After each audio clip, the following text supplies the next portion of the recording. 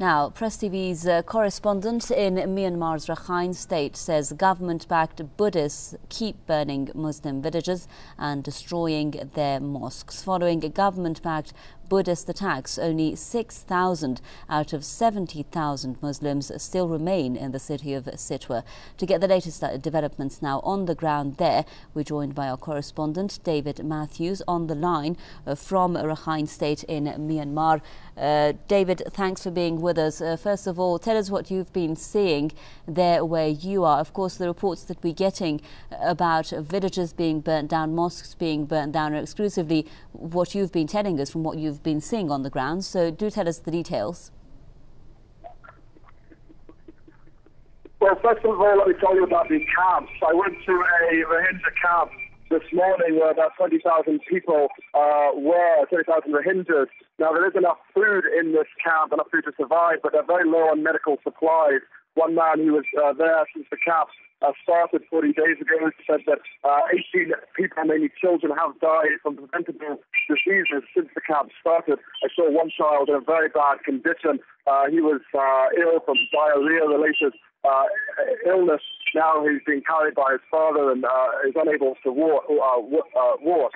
So the situation is pretty dire in this camp, particularly from the lack of medical supplies. We have to also remember that this camp that I was allowed to get into is probably one of the best camps, or the camp in which there are the best conditions.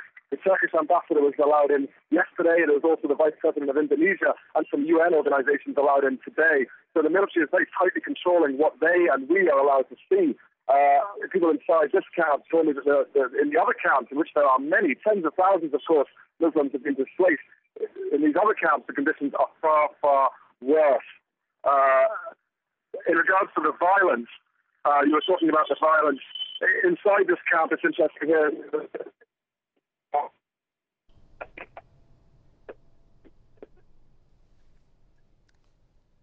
Well, I'm afraid it looks like we've just... Yes. David, can you hear me now? Sorry? Yes, I can hear you, yes. Okay, we just lost you for a bit there. You've also been telling us that only 6,000 out of the 70,000 Muslims who were in the city of Sitwe remain there. Tell us what's happened to the rest of them. Well, yes, 70,000 Muslims used to live here. Now only 6,000 remain. The Rohingyas tell me in no uncertain terms that this is ethnic cleansing. I've seen the villages that have been burnt myself. They've been completely razed to the ground. We're talking square kilometre of villages, a number of spaces of land, a square kilometre big, which have been completely destroyed, burnt down by the military, by the government. The Rohingyas tell me that the Rakhine people, as well as the police, together came in to burn their villages.